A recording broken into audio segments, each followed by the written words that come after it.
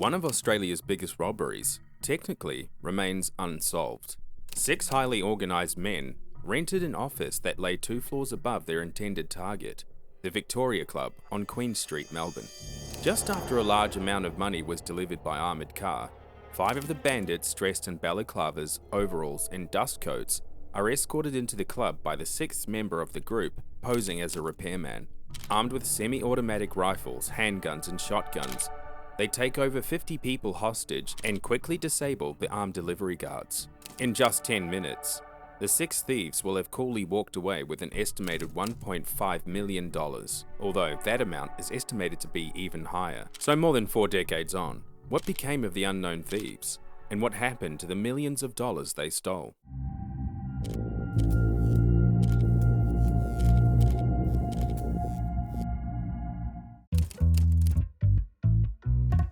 It's the 21st of April 1976. In Melbourne, Australia, in the heart of the CBD, lies Queen Street. The thoroughfare hosts several banks, offices and high-rise buildings in the city's financial district. It is also here where the building that housed the Bookmakers Victoria Club is on the 2nd floor. This day was their settling day, a day when the cards were called and all bets on horse racing were settled. At around midday, money from bookmakers' takings from race meetings at several different locations over the weekend was delivered by a company called Main Nicholas. The guards had delivered $1.2 million in used notes and a further $90,000 in new banknotes.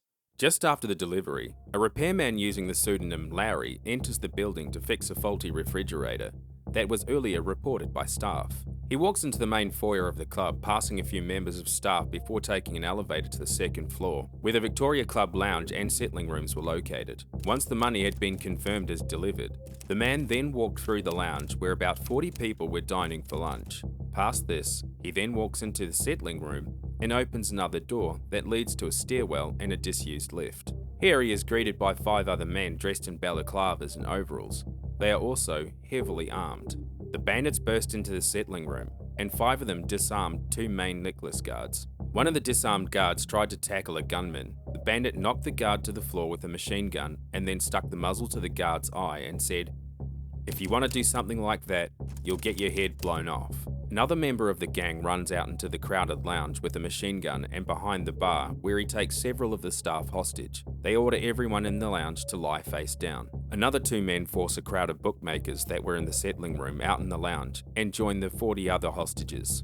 One of the gang barks the order, "If anyone tries to interfere, the women will be the first to go. If you lift your heads, we'll blow them off."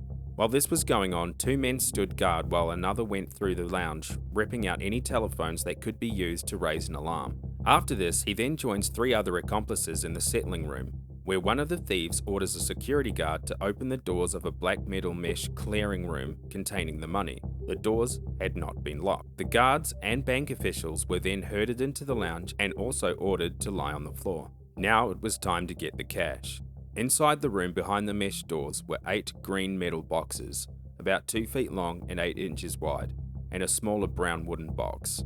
All were padlocked. After removing the padlocks with bolt cutters, the boxes were then opened and emptied into black bags. After this, while their hostages were lying face down, they quietly left through the door they had entered, ran down 2 flights of stairs, and escaped into their getaway car conveniently parked near the building. The job took 10 minutes, and it was some time before the hostages realised that the thieves had left. The alarm was then raised by the club secretary, and the Victorian police arrived shortly after. Police at the time reported the stolen amount of cash to be in the vicinity of $1.3 million, making it the biggest heist in Australian history at the time of the robbery. This amount had been widely disputed, but we will come back to that later.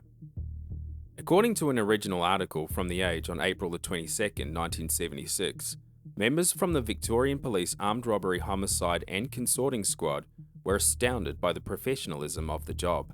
Senior detectives called the heist carefully planned, expertly timed, and the best organised and executed in Australia's history. So well timed the job was, it coincided with a haul from the races over the long Easter weekend and the club's biggest take in over 130 years. It was thought that the bandits had a thorough knowledge of the building and they had been casing the Victoria Club for a long period. Later, an office was found 2 floors above the club that had been rented and was suspected as the thieves' planning room.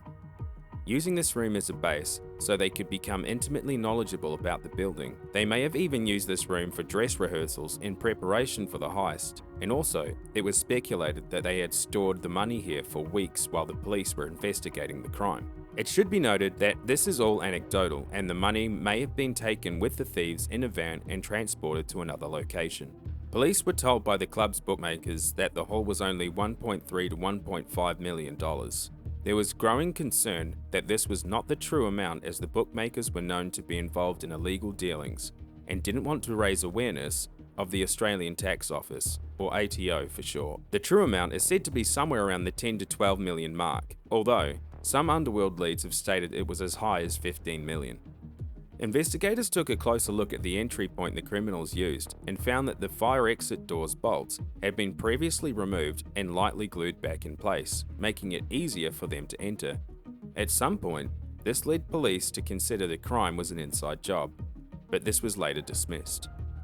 Police may have had suspects in mind, but at the time there was little to go on.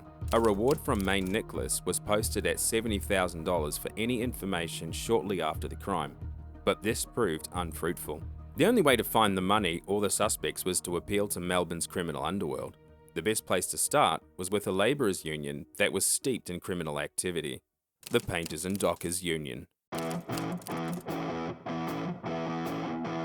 Officially, only one man was ever tried in court for the robbery, Normie Lee, otherwise known as Normie Lee. Although he was later acquitted, his lawyer Philip Dunn QC tells the story many years after his death about the crime from Normie's perspective. According to Dunn, investigators were keeping a close eye on Lee after the robbery. In the months before the robbery, dim sim manufacturer Normie Lee had been desperate to get a loan to upgrade his factory, without success. Lee was arrested after he suddenly came into $270,000. He apparently used new banknotes that could be traced back to the Victoria Club. Eventually, Lee was acquitted when prosecutors could not prove how Lee came into possession of the money.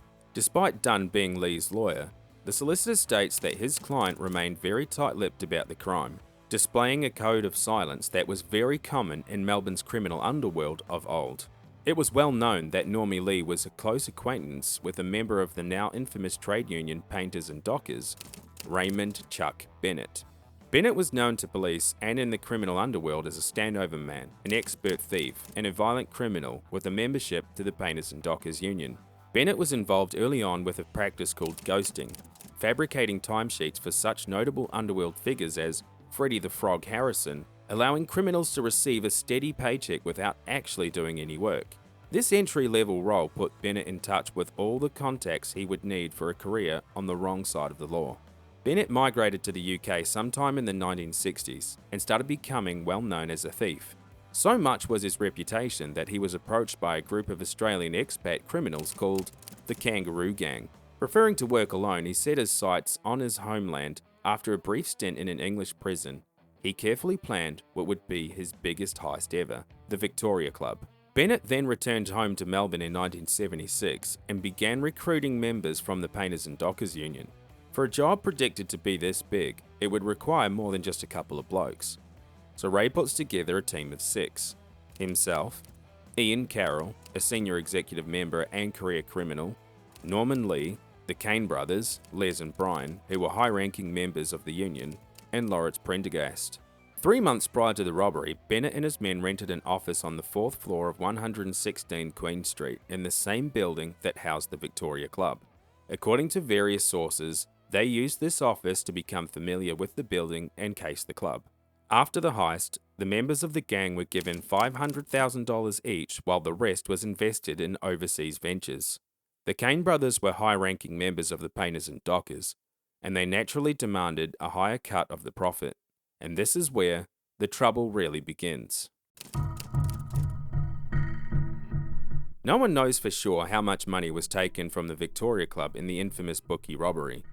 Ballpark figures range from 8 to 16 million. If we take the latter, 16 million is quite a substantial amount of money. In 1976, that kind of cash was absolutely staggering. Throw in a gang of violent thieves from the who's who of Melbourne's criminal underworld, and you've almost certainly got a recipe for disaster. Adding to that, any corrupt cop looking to fatten their wallets, and soon you'd start to feel that the impressive heist was almost not even worth the trouble. After the robbery, according to differing sources, each member of the gang was given $500,000 each to use at their own leisure. Ray Bennett flew the remaining money over to England and settled it into an account. Unfortunately, this account was being closely monitored by the law, which meant it was unwise to touch it in the meantime. However, the kANE brothers decided that they should be receiving a larger cut due to their influence and high ranking within the gang and the union. This began to cause friction between them and Ray Bennett. This all culminated in the murder of Leslie kANE in his family home in 1978. It's widely believed this was committed by Ray Bennett and two other masked men, who waited in kANE's bathroom while he was out with his wife and children. Upon returning home, kANE was dragged into the bath and shot with silenced guns. Bennett and his associates loaded the body into the boot of kANE's pink Ford Fortura and drove away. The car and the body has never been discovered. Later on, Ray Bennett, Vincent Mickelson, and Laurie Prendergast were accused of the murder, but due to lack of a body, they were all acquitted. It was widely known in the underworld just who committed the murder, and it was well known that Brian kANE had now set his targets on Bennett. In 1979, Ray Bennett was arrested for his part in the bank robbery in West Melbourne. Probably because he felt safer in police custody, he does not apply for bail. While being escorted by police to the magistrate's court, Ray Bennett is fatally shot by a man disguised as a barrister. Attempting to flee, Bennett then dies at the courthouse. Despite there being a number of police present at the murder, the killer ran free and no one was ever convicted of the crime. It is widely believed that corrupt members of Victorian police, along with Brian kANE, were also implicated in a conspiracy to murder Bennett. Brian kANE was now wearing a target on his back. He was later killed in a Brunswick pub in 1982 by two masked men. The killers were never caught, but are most likely believed to have been Laurie Prendergast and Vincent Mickelson, in retaliation for Bennett's murder. Laurie Prendergast went missing in 1985 and has never been seen since. Ian Carroll was shot dead in his Mornington Peninsula home on January 3, 1983. After police searched his home, they found more than just a body. They found a cache of weapons, balaclavas, safes, cash, written notes on delivery trucks' movements, and implications to the Great Bookie Robbery. Normie Lee outlived the rest of his gang until 1992, when he was shot by police in a failed heist at Tullamarine Airport in Melbourne while wearing a Michael Jackson mask. It wasn't until he was 29 that Mark Bennett found out his real father was in fact legendary underworld figure and bank robber Ray Bennett. Mark inherited $9 million from the untouched account that his father had carefully squirreled away all those years ago. Today, he is an author and has written a series of books on his father's exploits.